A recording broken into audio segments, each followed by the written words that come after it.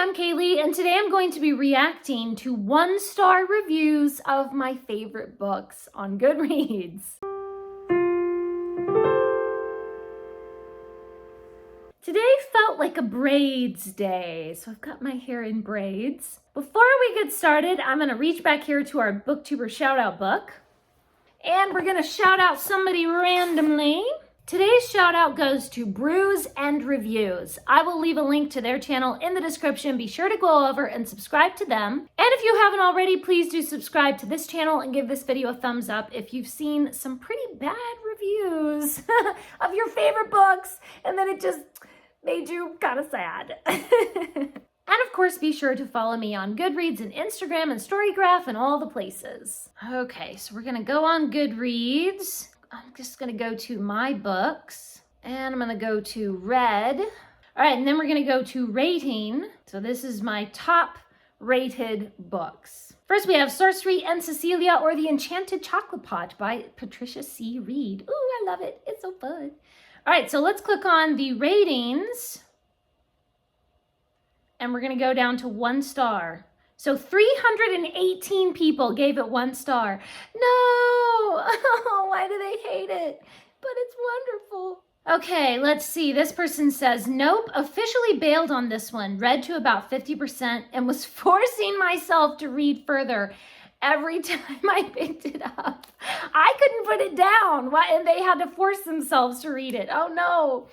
The only interesting thing that happened was very early where Kate, or was it Cecilia, they're basically the same. Oh no, I think the characters are the same. Oh, that's terrible. I don't know what book they were reading, but it could not have been the same book that I read. It was honestly as boring as reading notes passed between 2 10-year-olds. Oh no.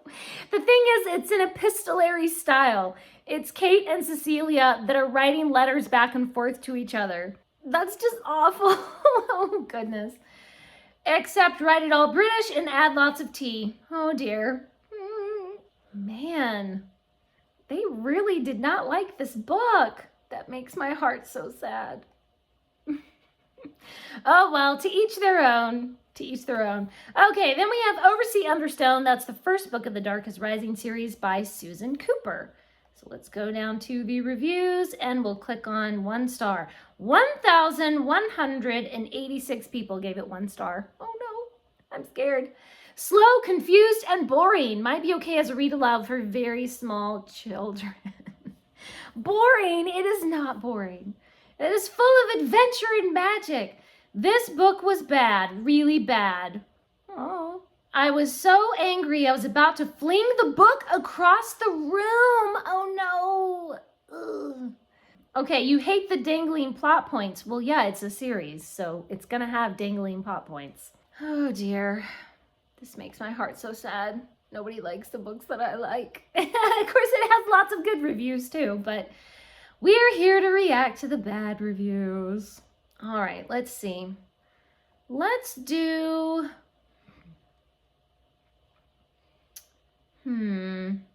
Ooh, let's do John Milton. Let's do Paradise Regained.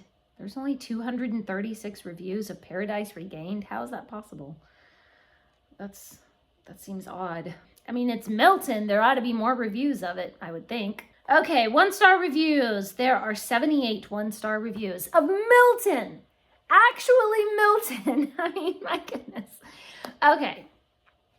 Unlike the dense, convoluted behemoth that is Paradise Lost, Milton's follow-up, Paradise Regained, is relatively brief and straightforward. So it wasn't Paradise Lost, and so they didn't like it. Fair, I guess. It's not you, Milton, it's me, part 2. Oh no. Okay, well, at least they're recognizing the genius of Milton, I guess. They recognize the problem is themselves and not Milton. Oh dear. All right, let's do Anne of Avonlea. Everybody loves Anne of Green Gables, right? So Anne of Avonlea, that's the 2nd book in the series. Let's see what people have to say. This book has not aged well. The nauseating boys will be boys attitude or excuse. Okay, Davy is annoying, yes, but like there's character growth there. Like give him a chance. Really disappointing after reading Anne of Green Gables. Aw, It seems like a lot of these are people that liked Anne of Green Gables, but then they don't like the rest of the series or something. This one says, I did not care for many of the new characters, the young ones in particular. Paul Irving is gratingly, suffocatingly, syrupy sweet. I mean, okay, I will give you that a little bit. Paul is a very sweet character, but he's a sensitive child. Like, haven't you ever met a sensitive child who was just a sweet, lovely little person? Like, I'm a teacher and I have kids like that in my class, you know, so I felt that Paul was real, not syrupy sweet. Of course it's sweet. It's Lucy Maud Montgomery. That's why you go to Lucy Maud Montgomery, because her books are wholesome and sweet. Some people just aren't sweet. I want to give you a 0, but that is not possible, so I give you a 1. Oh no. Oh my goodness. I don't know. People just have certain expectations maybe of Lucy Maud Montgomery's books, and then it was something different than what they thought it was going to be. I don't know. Aha, okay. The Mysterious Benedict Society by Trenton Lee Stewart. Take away the 4th child character and you're pretty much left with an ungothic Lemony Snicket. Oh no, that's hilarious. That's not true. But you know, I haven't read all of Lemony Snicket, so that, okay. I don't know about that.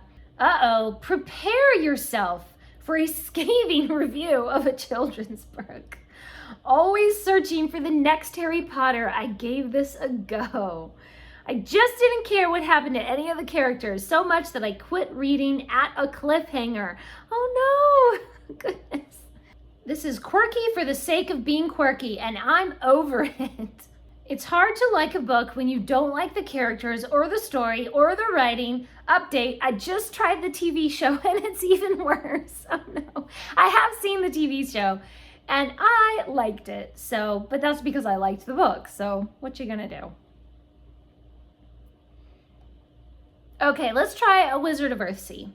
This one is definitely gonna be controversial. A Wizard of Earthsea is kind of, it's like, it's just very different, very unique from other books in that style, and so it's just not going to be for everybody. One of the first things you learn in creative writing class is show, not tell, and the author for the greater part of the book just tells, and it makes for a painful reading experience. I will say that that's a fair criticism. This author, Ursula Le Guin, does tend to tell a lot more than show. But it's this particular writing style that she has, and it works for her. Like I've said, her writing is just very, very unique. For a lot of authors, that wouldn't work, but she has, I don't know, she has this kind of magic in her writing where she really makes that work. So I don't feel like that's a problem in her writing. It's just that's her unique style. I honestly just detested this book. It was baffling to me how such great potential for a story could be so brutally asphyxiated. Oh no, oh dear. Oh, wow, a lot of people very, very disappointed with Le Guin. Oh no. Okay, let's try some G.K. Chesterton, The Man Who Was Thursday. This one is another one that's very unique, and it can be kind of weird. It can be kind of weird and difficult to follow, so I can understand if people probably would not like it. Couldn't get past page 10, heavy on political and philosophical dogmas, where characters are debating and arguing over different perceptions. Yes, it's more of an allegory or kind of like a setting for discussion rather than so much of a story, so there's a lot of different layers to it. Not a novel really, but an extended series of philosophical and metaphysical arguments. Yes, I'll give them that, yes. You have to kind of go into it knowing what you're getting into, so you have proper expectations of what it is, you know? So the full title of the book is A Man Who Was Thursday, A Nightmare. So it's supposed to have like this dreamlike quality. And this person just put, a nightmare is about right. Oh no. Oh dear. I'm so sorry that they didn't like it. All right, let's do George Eliot's Daniel Deronda. 695 people did not like Daniel Deronda. This is my least favorite George Eliot work. Gwendolyn, if only Gwendolyn had more than one dimension about her, but I never got the point of her story. She starts out like Scarlett O'Hara, but ends up just pitiful. Oh dear. I kind of have to agree with that because I don't like Gwendolyn. I mean, I understand the purpose that she serves in Daniel's story, but I've never liked Gwendolyn, and she does end up just pitiful. Yeah, she does. But then they say Deronda himself was just annoying. He couldn't seem to make up his mind about anything. Well, I mean, I can kind of get that too. Daniel does kind of flip-flop around and he's very indecisive. But he's on a journey. He's searching, you know. That's the whole point of the story, is he's searching for his identity, and so he's frozen. He cannot make decisions about his life until he really discovers his true heritage and can embrace his true identity. I did not find his indecisiveness annoying. I felt like that was just part of his journey. It was a struggle to plow through the pages because of the overly educated narrator. Oh dear. Is it possible to be overly educated? Is that a thing? I don't think that's a thing. I mean, shouldn't we all be striving to educate ourselves more and to learn more? And that's a lifelong thing, is education. So I'm an educator, so I really just, maybe I'm biased because, you know, that's what I do, is I teach. So, As a good little former English major, I've tried 3 times in my life to read this soporific and wearisome book. Wearisome. And I've never been able to get beyond more than 100 pages. I shall never try again. Oh no. You should try again. You never know. You might find that at some point in your life you would really enjoy it, maybe. Okay, I'm just gonna randomly scroll through. And let's see what we see. Let's do one more. What will we do? What will we do? Daphne du Maurier. Let's do du Maurier. My Cousin Rachel. This one just says, is this the most gullible character ever? Okay, yes. Philip is kind of gullible. I'll give you that one. Plot, boring. Atmosphere, boring. Characters, double dog, boring. Man, a lot of people are saying they were bored. How could they be bored? I mean, the suspense is palpable in this book. One of the most meh books I've ever read. It's so dry, and for a mystery, it's so dull. This person just said, frustrating. Well, those are a few books that I gave 5 stars, and other people gave it 1 star, and I'm just sorry that they didn't enjoy it. But to each their own. If it's not their cup of tea, then that is okay.